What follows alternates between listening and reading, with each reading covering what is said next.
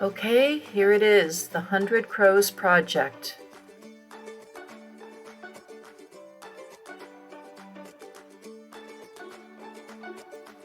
Here are some of the goals that I set for myself. It wasn't about perfection, it was just about doing. First things first, I needed some crows to look at because I really hadn't a clue how to draw them at all. So I went out and I Googled a bunch of images and I threw them into a Google Photos album, which is what you're seeing on screen right now. I did almost every one of them, but not quite all. Each morning I would just kind of look and see which one inspired me for the day. I do not have a logical mind. I kind of run on inspiration.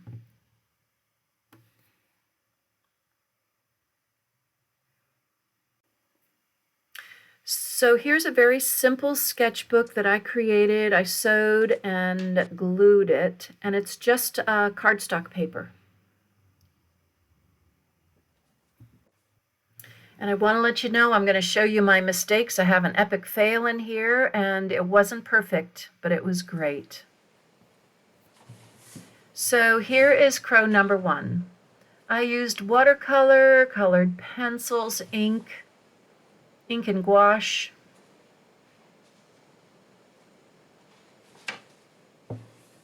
Day 2, I numbered them and date stamped them so I could keep track of what I was doing. And I was honest, every day I did it. Okay, crow 3.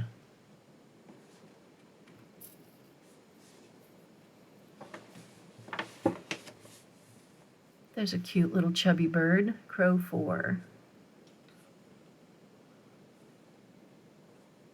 You can see I played with texture.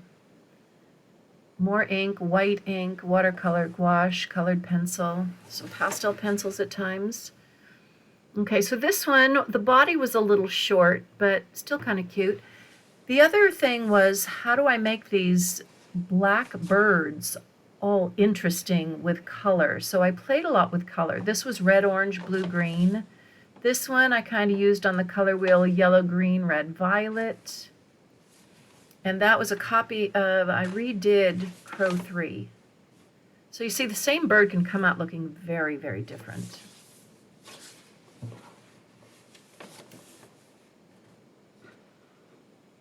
Yellow, orange, blue, violet, crow 8.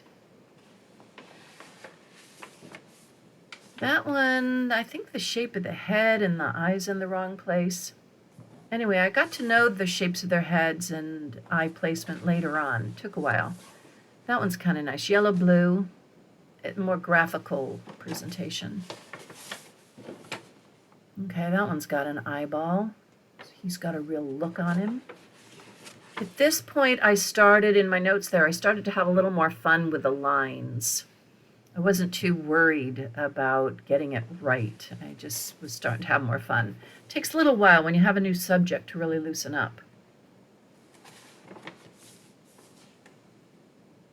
That one's yakking about something.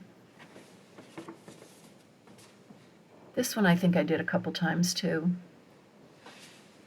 Oh yeah, there I did it in just ink.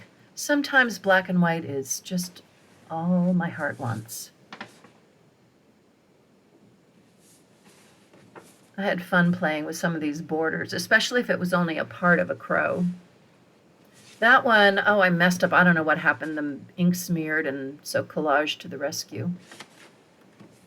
That one I liked. That one was kind of fun. That's one of my favorites, all the hatching. I think I just really took my time. That one I added some pencil to, not so sure it worked. This one's dancing. I like the movement in this one. I'm not sure he's all proportional, but... And this one, I kind of like this one.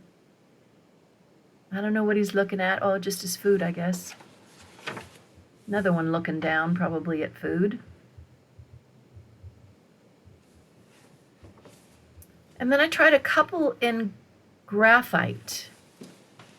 And I found out that crows and ravens both are under the corvids family. And I'm sure I have a mix of them in here. So I think this one is actually a raven. They have more hooked noses, they're larger, have more wedged tails. But that was my nod to graphite, and then I'm back to ink. And, oh, wait a minute. Oh, there's another one. I did this a few times, ink and then with color square around it. And that little guy just cracks me up. He is just a fat little baby crow. I don't know. Great attitude.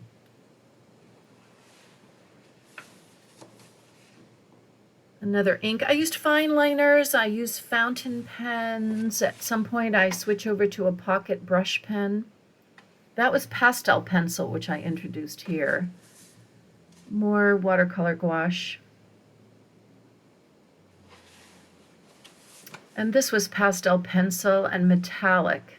You can see the metallic. I just threw some stars in there.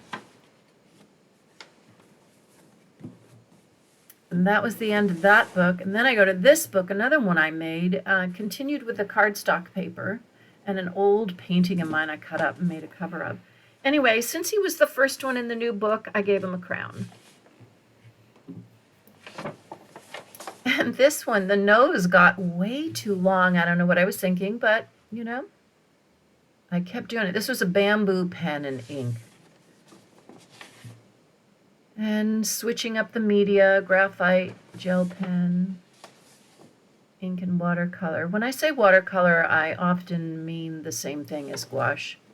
That one's kind of cool. I like that the background is so different and the ink is separate. I came to really like that method. I thought I was going to do a whole study of wings, and this one knocked me out. I spent hours on this. So that was the last wing, first and last wing I did. Interesting study, though. Back to the little characters. I like painting things with eyes. I counted these as 2. Around this time, I was kind of losing my inspiration again, and I thought, ugh, why didn't I just commit to 50? But I committed to 100, so I kept going.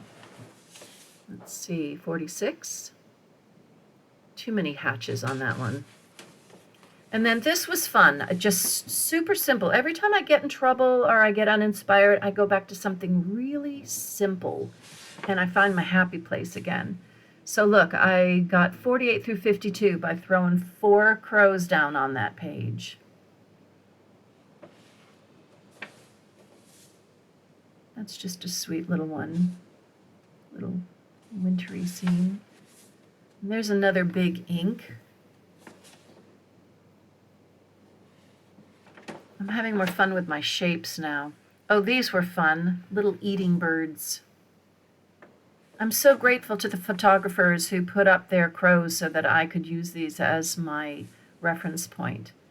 That I put 6 on a page, so I learned how to catch up, get closer to 100. I love this one. He looks like a little old man. He probably should have a top hat on. And there's another little sassy little bird. So you can see I start having more fun at a certain point.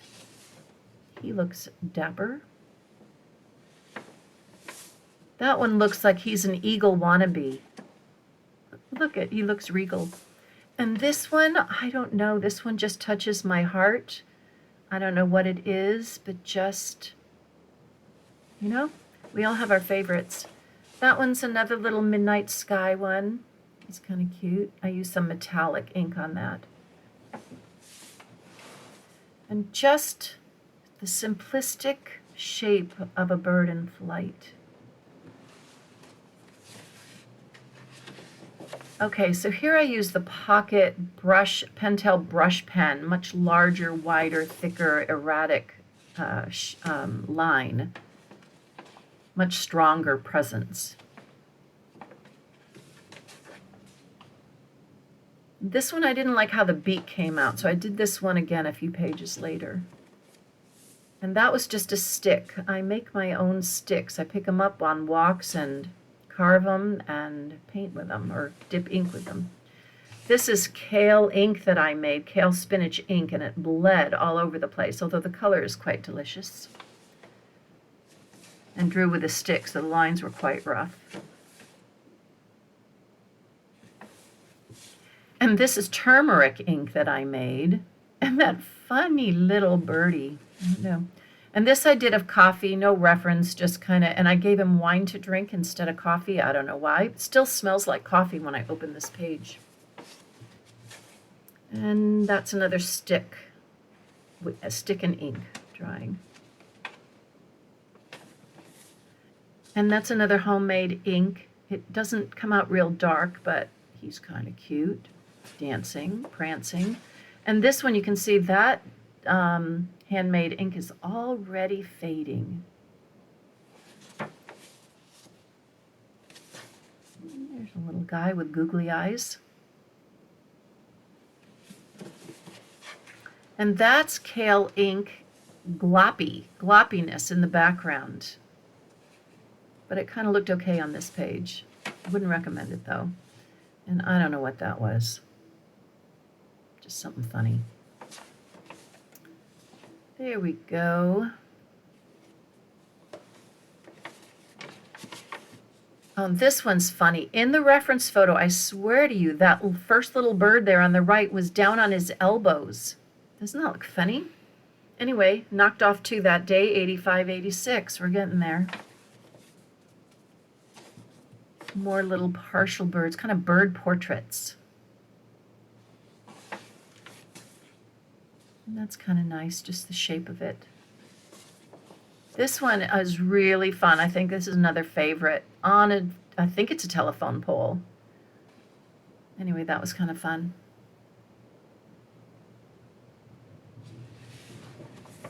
And this is Christmas Day, and even though I live in California and there's no snow, a snowy bird just seemed to be appropriate.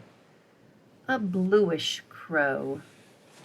We're in the 90s now. Oh my God, 92? A pink bird, because why not?